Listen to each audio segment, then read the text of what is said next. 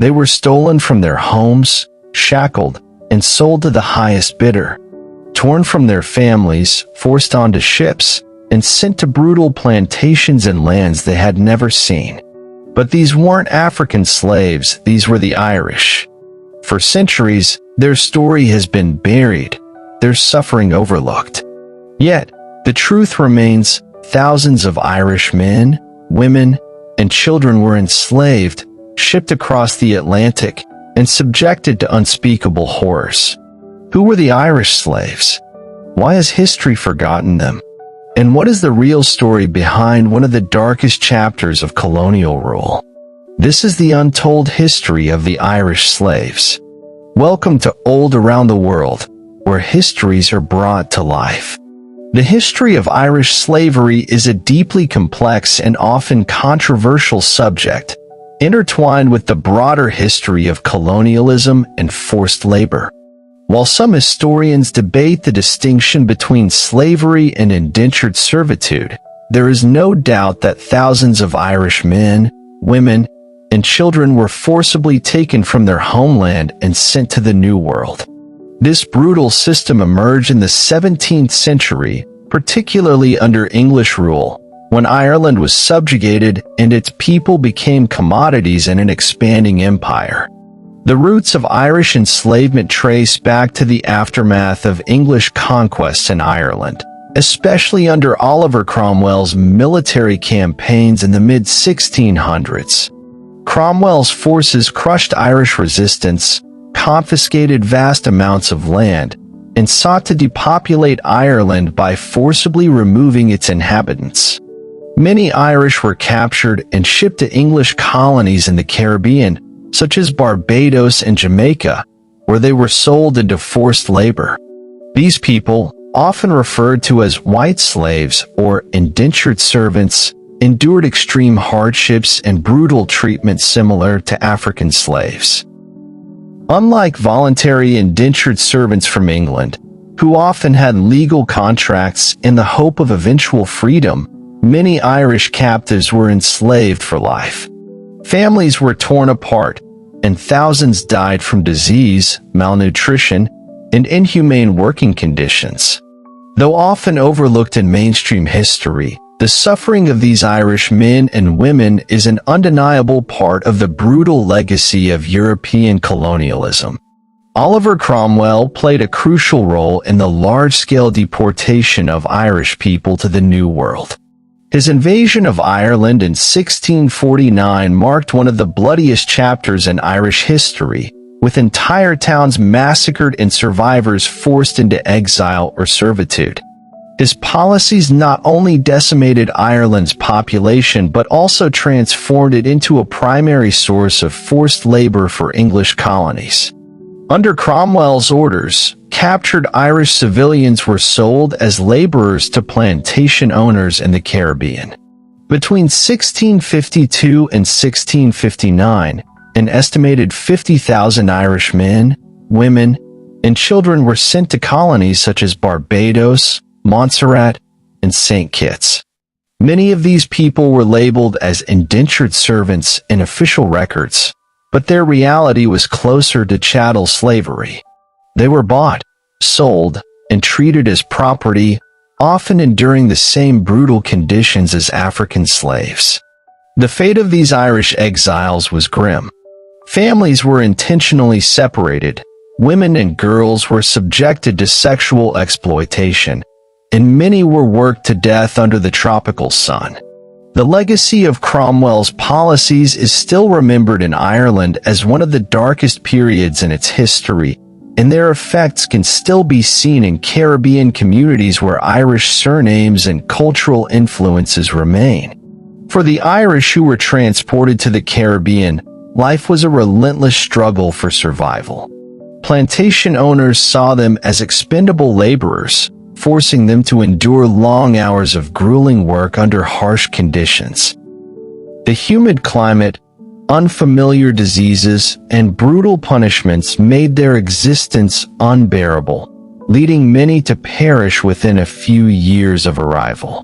One of the most infamous destinations for Irish slaves was Barbados, which became a major center for sugar production. The island's plantations demanded intense manual labor, and both Irish and African slaves toiled under extreme conditions. The Irish were often given the most dangerous tasks, such as clearing thick jungle land and working in boiling sugar mills, where accidents were common. Even though some Irish laborers were technically indentured servants, their treatment was indistinguishable from that of African slaves. They were whipped, starved, and even executed for attempting to escape. Many historical records describe the brutal methods used by plantation owners to control their workers, reinforcing the notion that Irish servitude was a form of de facto slavery. Over time, the Irish presence in the Caribbean became more pronounced, shaping the region's demographics and culture.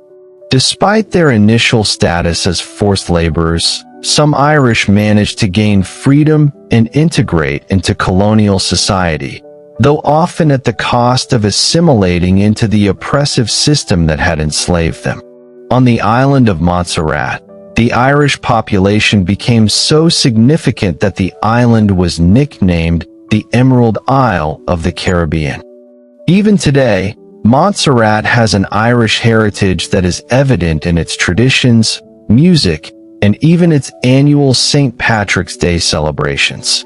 However, this history is complicated by the fact that some freed Irish went on to own slaves themselves, participating in the very system that had once enslaved them.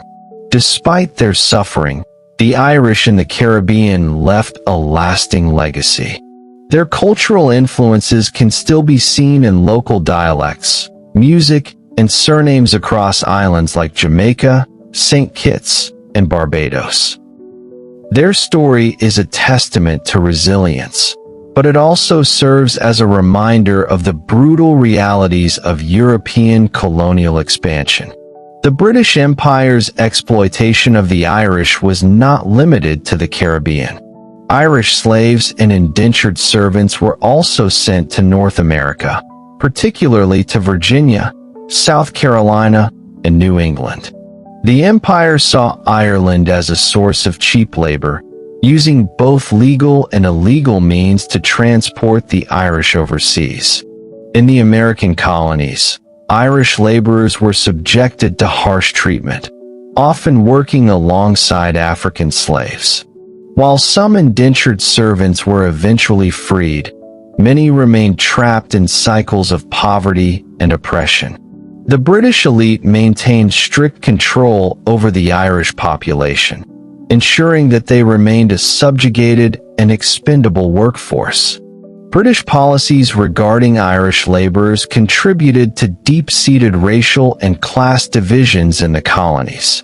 The idea of using different groups of laborers to control colonial economies persisted for centuries, influencing later systems of racial segregation and economic exploitation in both America and the Caribbean.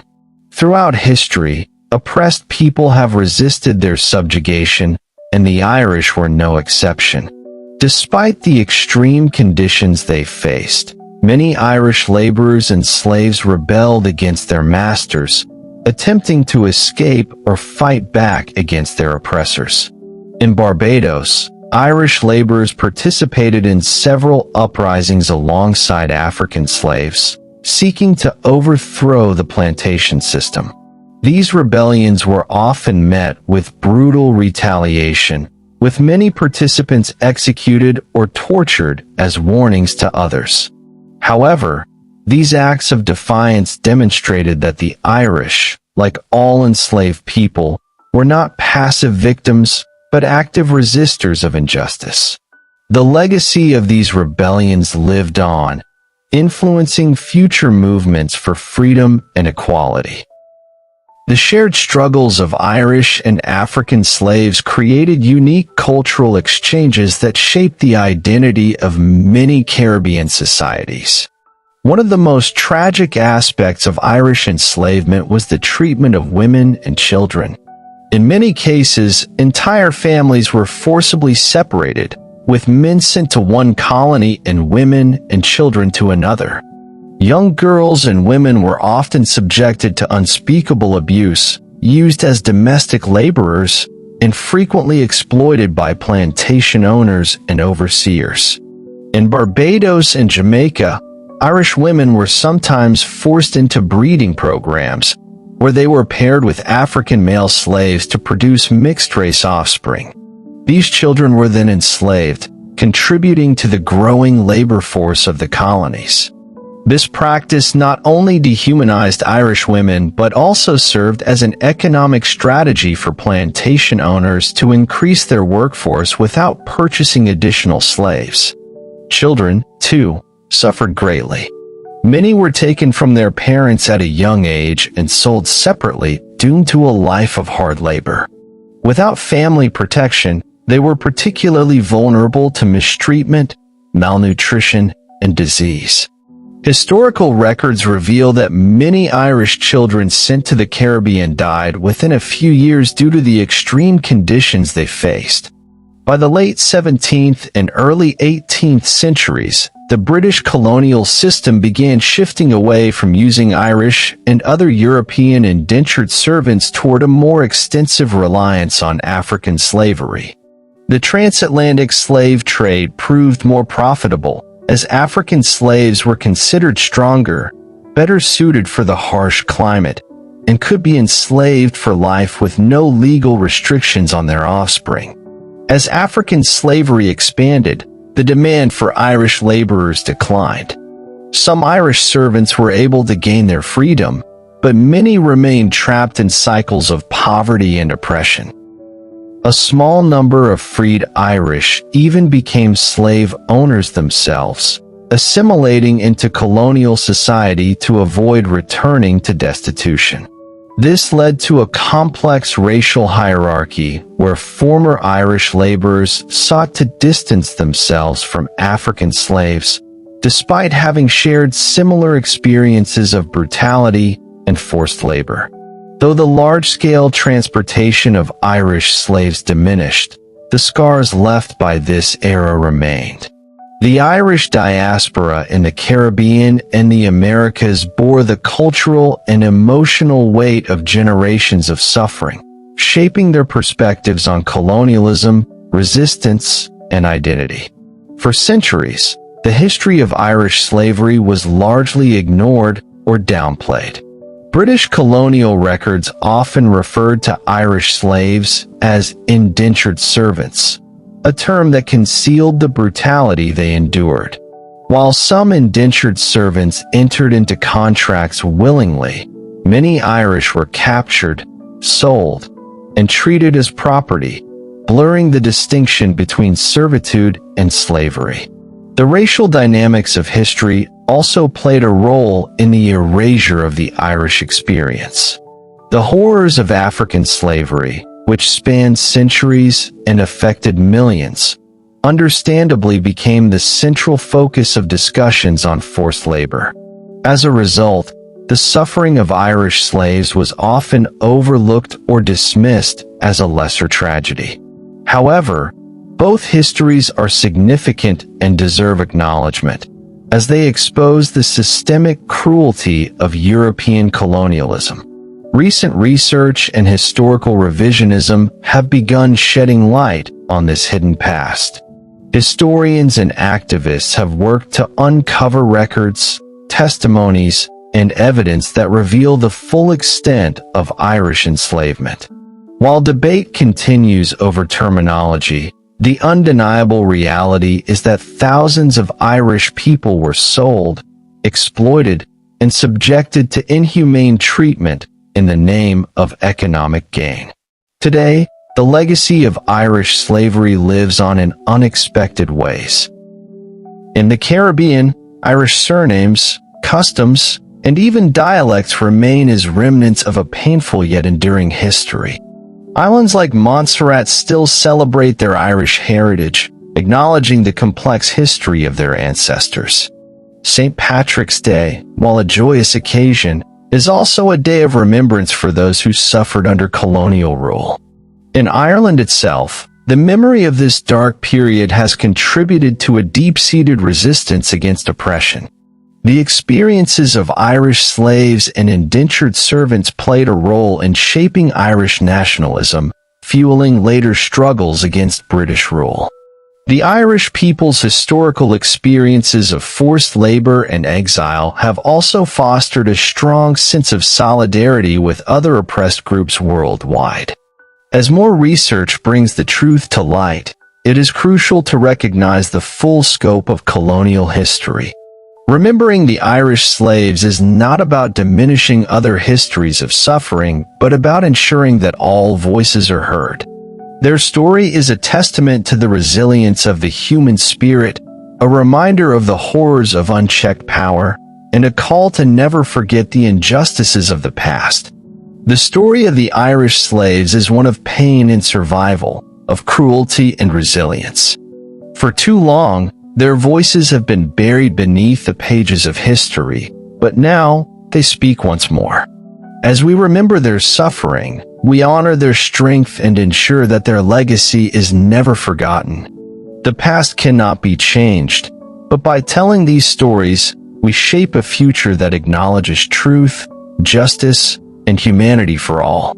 Please subscribe, like, and share for more of this. Bye, History Lover.